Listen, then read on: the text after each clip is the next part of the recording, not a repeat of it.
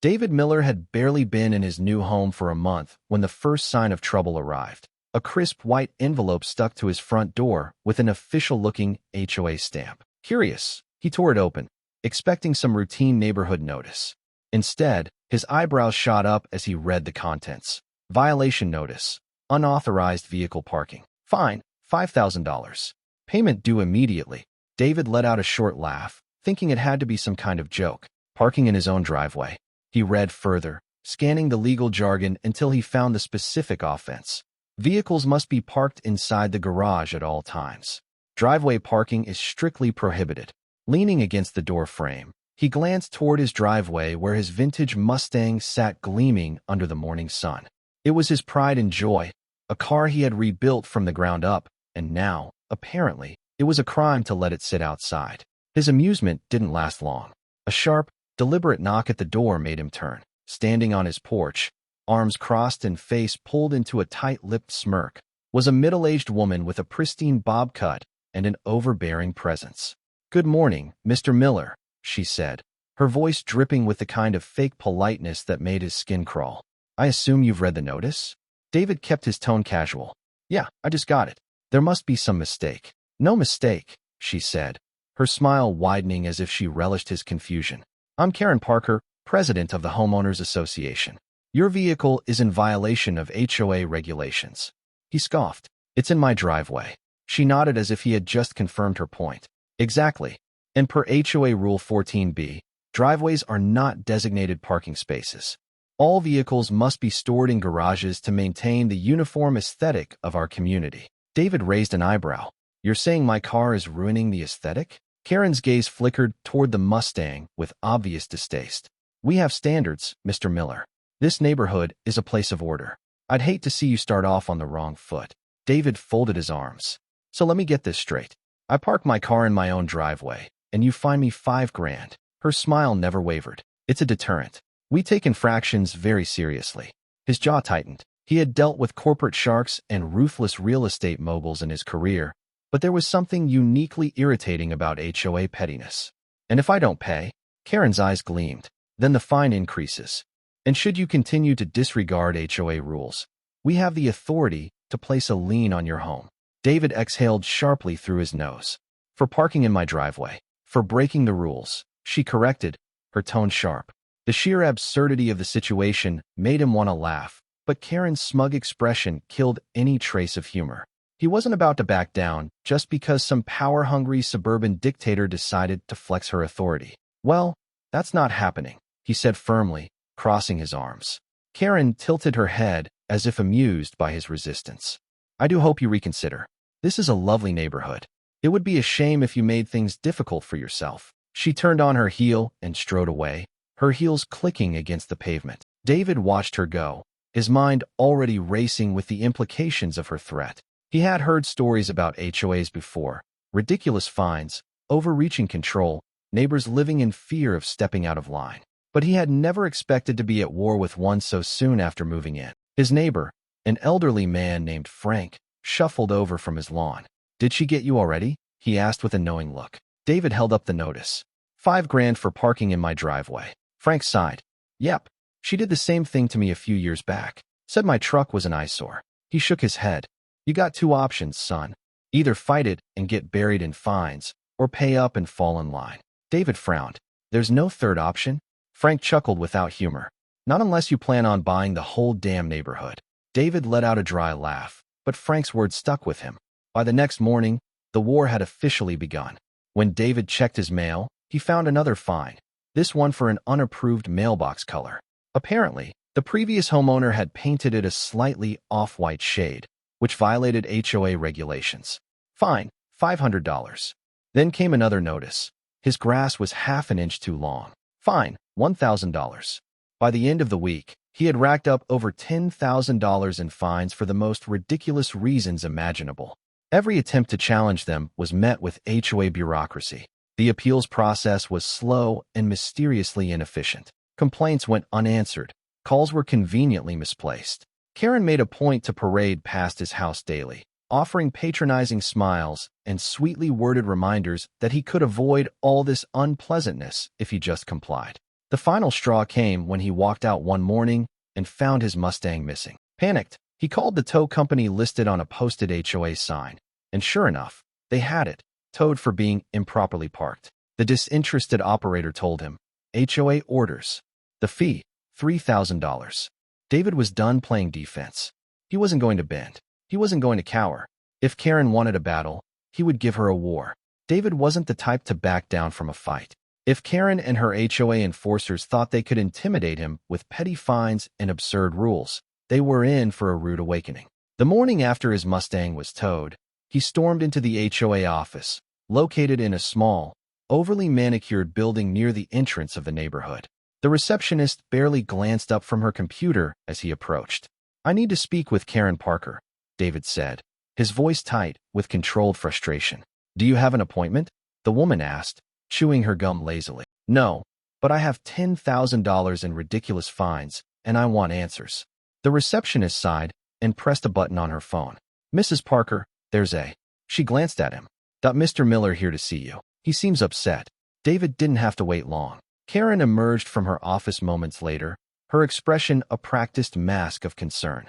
"David," she said sweetly, as if greeting an old friend. "How can I help you today?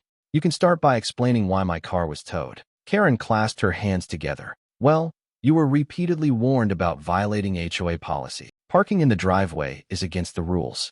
Since you failed to comply, we had no choice but to escalate the matter." David gritted his teeth. "You mean you had no choice but to steal my car and charge me $3,000 to get it back?" She laughed lightly, as if he had made a silly joke. "It's not stealing, Mr. Miller. It's enforcement." He clenched his fists. "This is extortion." Karen's smile didn't waver. "It's maintaining order." David exhaled sharply. He knew arguing with her here wouldn't accomplish anything. Karen thrived on conflict. She enjoyed pushing people into submission, and she clearly expected him to break just like the rest of the neighborhood had. But he wasn't like the rest of the neighborhood.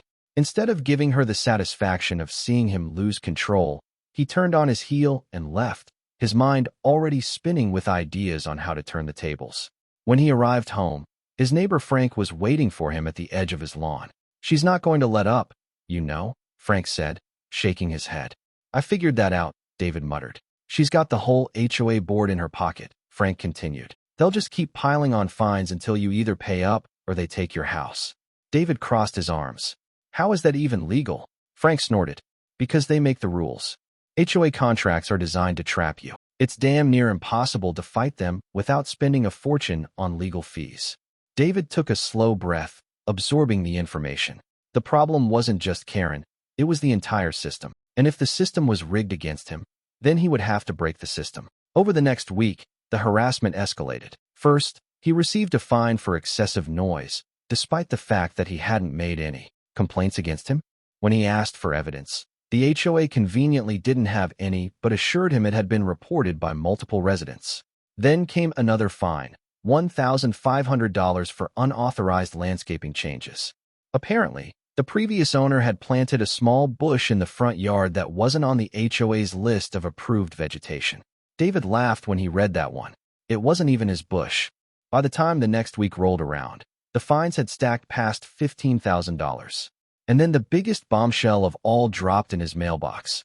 A final notice from the HOA. "Due to your continued violations and failure to comply with community standards, the HOA is initiating foreclosure proceedings on your property. You have 30 days to pay all outstanding fines in full or vacate the premises." David read the letter twice, his fingers gripping the paper so tightly it nearly tore. They weren't just trying to fine him into submission, they were trying to steal his home. And that's when he decided he was done playing by their rules. That night, instead of feeling defeated, David sat at his desk with a fresh determination. He pulled up the county's property records and started researching the HOA itself. It didn't take long for him to uncover the cracks beneath the surface. The HOA wasn't some powerful, unstoppable force. It was a business. And like any business, it had vulnerabilities. He dug deeper and found something interesting. Most HOAs are controlled by real estate investment groups, and this one was no different. The HOA's parent company was heavily in debt, which meant they had a lot to lose if someone came in and started shaking things up. And David was about to do just that. Karen thought she had all the power. She had no idea who she was messing with. David smiled as he closed his laptop. It was time to play a different game. David had spent his entire career in real estate, analyzing market trends, flipping properties, and understanding the financial pulse of the housing industry. He knew one thing for certain. HOAs were businesses, not invincible overlords. They thrived on control, fear, and most importantly, money. If you could cut off their funding, you could break them. And that's exactly what he planned to do. The first step was gathering leverage. David spent the next 2 days digging through public records, researching every financial connection the HOA had. What he found was gold. The HOA wasn't just a governing body. It was a shell company controlled by a larger real estate investment firm. And that firm, it was drowning in debt. For years, they had been using predatory fines and legal loopholes to squeeze money out of homeowners, all while struggling to keep their own finances afloat. Their profits depended entirely on their ability to collect fines, enforce liens, and flip foreclosed properties for cash. And David had just the right strategy to turn their own system against them. Step 1. Buying HOA debt. Most people didn't realize that HOA fines could become liens, which meant that if a homeowner couldn't pay, their debt could be sold to investors. The HOA made quick money by offloading overdue fines to third-party collection agencies that David happened to have connections with. A few phone calls and one quiet transaction later, David purchased the outstanding HOA debts from multiple homeowners in the neighborhood. Suddenly, instead of the HOA controlling those debts, he did. With those liens under his name, David legally held partial ownership stakes in multiple properties. He was now the HOA's biggest creditor. But he wasn't done yet. Step 2. Buying the HOA's parent company. David knew the real power behind the HOA wasn't Karen. It was the investment firm that owned it. Using his network of real estate investors, he discreetly acquired shares in the financially struggling firm. At first, it was a slow process, small investments, strategic buy-ins. But within a week, he owned a controlling interest in the very company that funded the HOA. And with that, he effectively became the HOA's new boss. Step 3. The coup. Karen had no clue that her world was about to implode. The next HOA meeting was supposed to be a routine gathering where Karen would announce even more fees and fines for the neighborhood. She had gotten bolder, convinced that David was running out of time. She had no idea that David had already won. As homeowners gathered in the neighborhood clubhouse, Karen strutted up to the podium, her usual smug expression firmly in place. "Good evening, everyone," she said, scanning the crowd like a queen addressing her subjects. "I know there have been some concerns about recent rule enforcement, but I want to remind you all that the HOA exists to maintain order and ensure property values remain high." David leaned back in his chair, arms crossed, waiting. Karen continued, "That being said, due to an increase in administrative costs, we will be implementing a new round of community maintenance fees." The crowd groaned in frustration, but Karen ignored them. "These fees are mandatory and will be enforced immediately," she declared. And David stood up. "Actually," he interrupted, his voice carrying through the room, "I think we need to discuss some new management policies first." Karen's expression soured. "Excuse me, but this is an official HOA meeting. You do not have the floor, Mr. Miller." David smirked. "Actually, Karen, I do." He pulled out a thick folder and slapped it onto the table in front of him. "What is that?" Karen scoffed. "These," he said, flipping through the pages, "are all the outstanding HOA debts I recently purchased. Turns out I now own a significant portion of the financial claims against this community. So legally, I have more power here than you do." Karen's face went pale, but David wasn't finished. He pulled out another set of documents and tossed them onto the table. "This," he said, his grin widening, "is proof that I now own a controlling stake in the HOA's parent company." A stunned silence fell over the room. David let it sink in before delivering the final blow. "In other words, Karen," he leaned forward, enjoying the way she stiffened, "I own the HOA." A ripple of shock and excitement ran through the crowd. Some people cheered, while others simply stared in disbelief. Karen's mouth opened and closed like a fish out of water. That's not possible. You can't just." "Oh, I can," David cut in. "And I did." Karen fumbled for control, her voice rising. "This meeting is adjourned. We will discuss this." "No, Karen," David said, grinning as he reached into his pocket and pulled out a termination letter. "You're adjourned."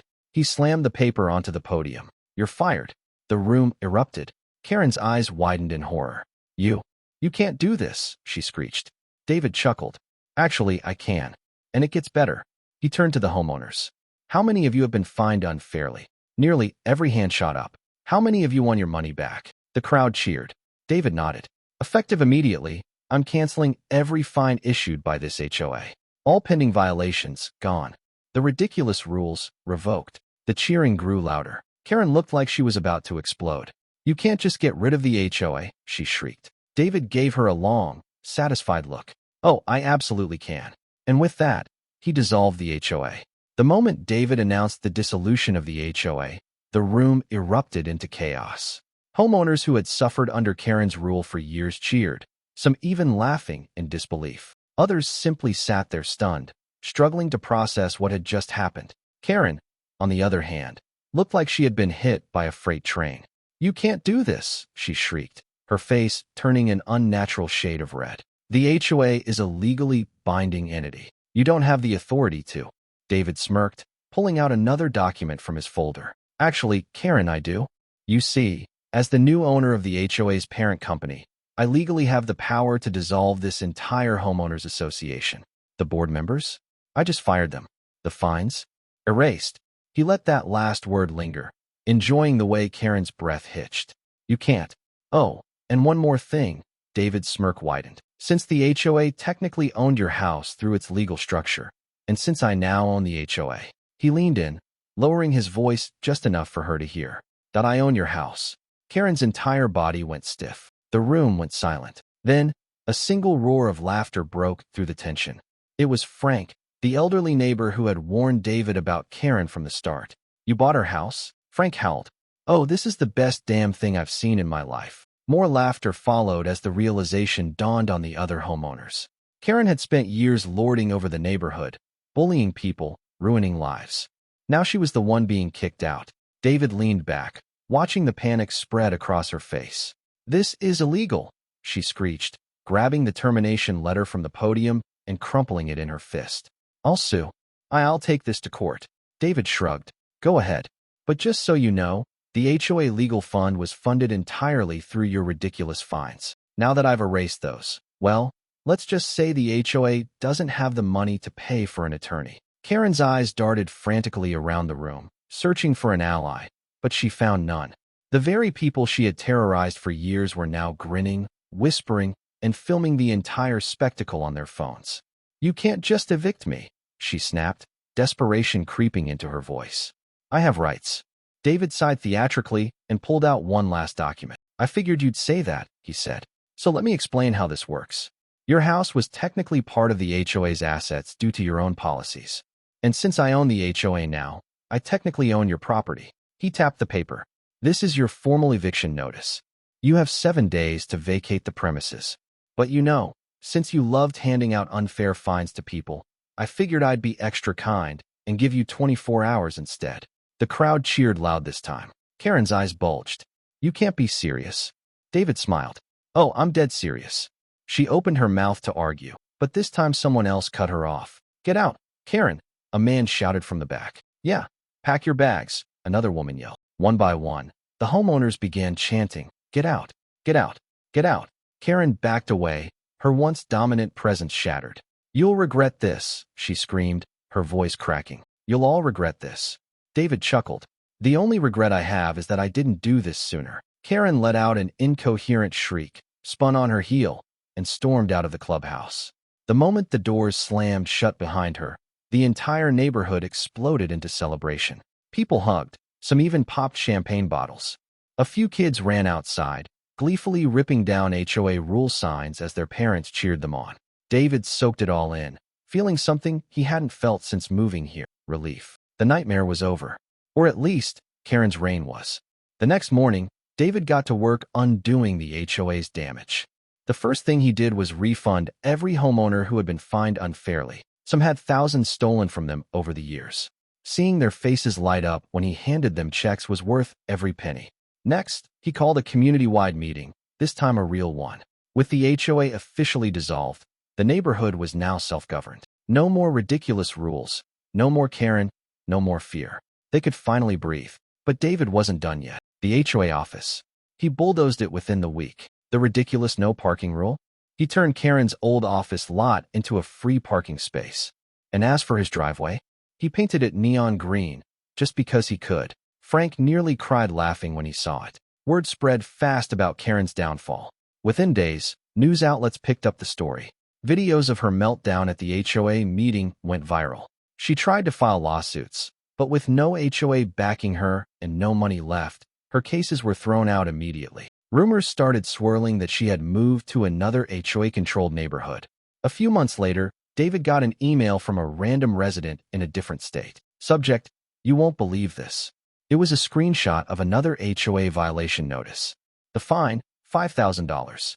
The offense, parking in her own driveway. David laughed so hard he nearly spilled his coffee. The irony was delicious. Months passed, and the neighborhood thrived without the HOA. Property values didn't crash like Karen had always warned. In fact, they went up. Without Karen's ridiculous fines, people had money to actually improve their homes. And David? He stayed exactly where he was, parked in his driveway, sipping coffee, enjoying the view of a carefree neighborhood. The HOA was gone. Karen was gone. And David, he had done something no one else had ever dared to do. He had bought the entire neighborhood just to shut the HOA down. And he'd do it again in a heartbeat. Because at the end of the day, there was only one rule worth following. Never mess with the guy who knows how the game is played. With Karen gone and the HOA officially dissolved, the neighborhood underwent a transformation that no one had expected. What had once been a rigid, fear-driven community ruled by arbitrary fines and power-hungry officials was now a place of genuine freedom. David, sitting on his porch with a cup of coffee in one hand and his phone in the other, watched his life return to normal, or rather, better than normal. Children rode bikes without being yelled at for unauthorized street activity. Neighbors actually talked to each other instead of living in fear of being reported for minor infractions. Front yards reflected personality instead of uniformity. Some had colorful flowers, others had quirky decorations, and no one cared if a mailbox was half an inch taller than the arbitrary approved size. Most importantly, no one was being fined for living their life. For the first time since moving in, David felt like he was truly home. But the real victory wasn't just the neighborhood's newfound freedom, it was what happened to Karen. It didn't take long for Karen's downfall to spread beyond the neighborhood. Within days, videos of her public humiliation at the HOA meeting had gone viral. Clips of her face turning red, her screeching protests, and her eventual outright eviction were being shared across social media with captions like, "When the HOA queen gets dethroned, Karen's HOA reign ends in tears, and HOA tyrant learns the hard way." The news picked it up next. Several local channels ran the story, interviewing homeowners who had suffered under Karen's rule. People shared horror stories about how she had fined them thousands over insignificant things.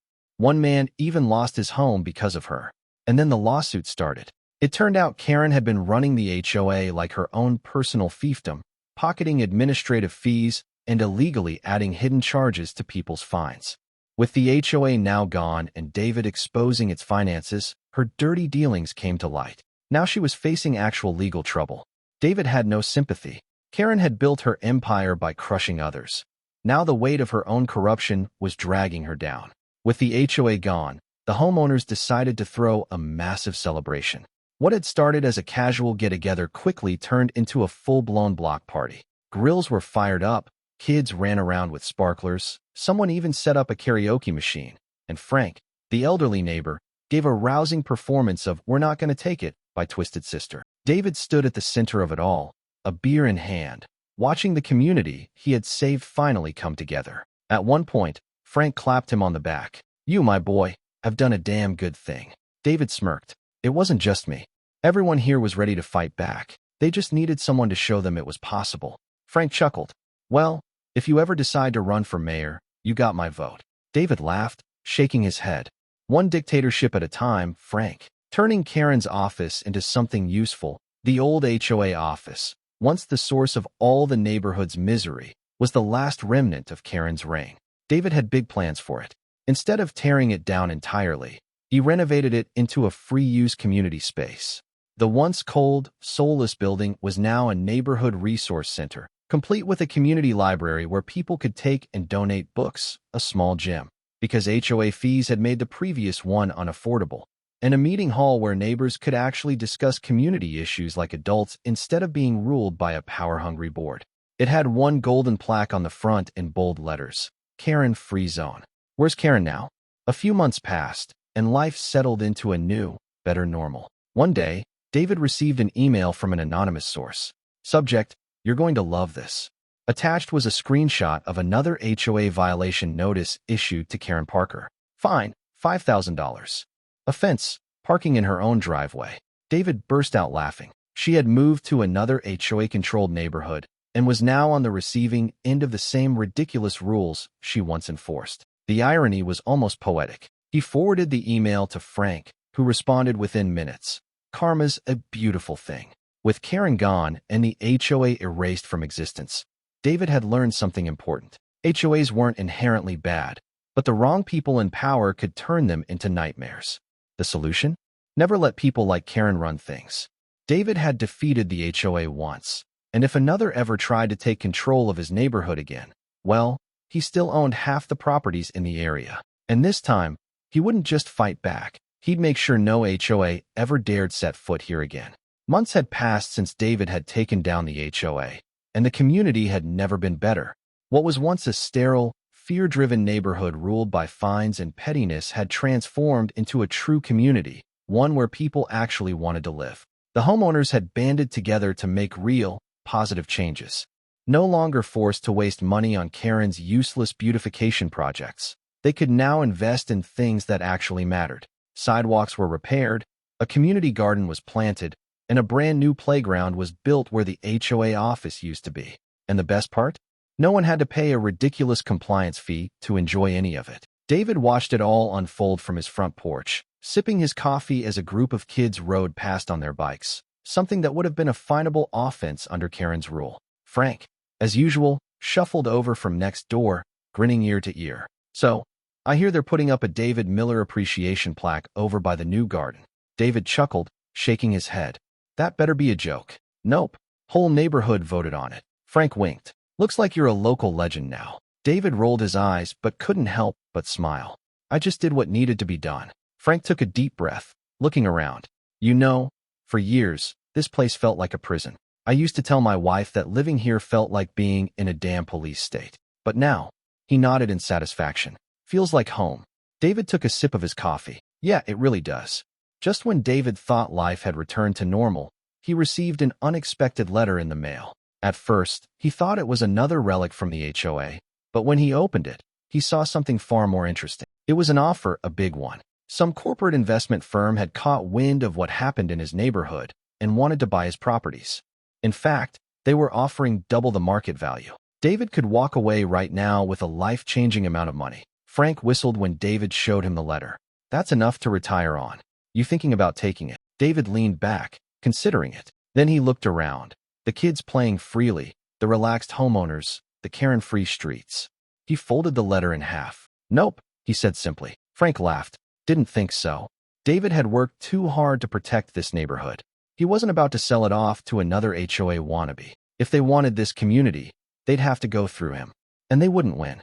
Just when David thought he was done hearing about Karen, another email popped up in his inbox. Subject: Guess who just got kicked out?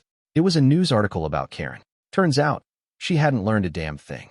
After moving into another HOA-controlled neighborhood, she tried to pull the same power moves, except this time the residents fought back immediately. Within months, she had racked up fines of her own for parking violations, unauthorized lawn decorations, and her dog being too loud. The HOA board, one that she wasn't in control of, found her unbearable and, in a glorious twist of fate, they voted to kick her out. David read the article twice, shaking his head. Some people never learn, he muttered. Frank leaned over to see the email and started laughing so hard he had to sit down. Let me get this straight, he wheezed. She tried to become an HOA dictator again, and they evicted her? David smirked. Poetic justice. Frank wiped a tear from his eye. I hope she moves to another HOA and the cycle repeats. Hell, someone should make a reality show out of this. With Karen's reign a distant memory, the neighborhood continued to flourish. Homeowners took real pride in their properties, not because they were forced to, but because they wanted to. The community voted to stay HOA-free forever, ensuring no other power-hungry Karen could rise from the ashes. And David? He finally got to enjoy his home the way he intended. His Mustang sat proudly in the driveway, exactly where it belonged. His mailbox was still the unapproved off-white color, and his driveway still neon green, just because he could. One day, while grilling in his backyard, Frank raised a beer in his direction. To the man who took down the HOA, David clinked his bottle against Frank's and smirked. "Nah," he said, "to never letting another Karen run your life." And with that, he finally relaxed, knowing that no HOA would ever dare mess with his neighborhood again. What would you do if an HOA tried to take over your neighborhood? Let me know in the comments below. If you enjoyed this story, don't forget to like, subscribe, and hit that notification bell for more crazy HOA takedowns. And remember, never mess with the guy who knows how the game is played.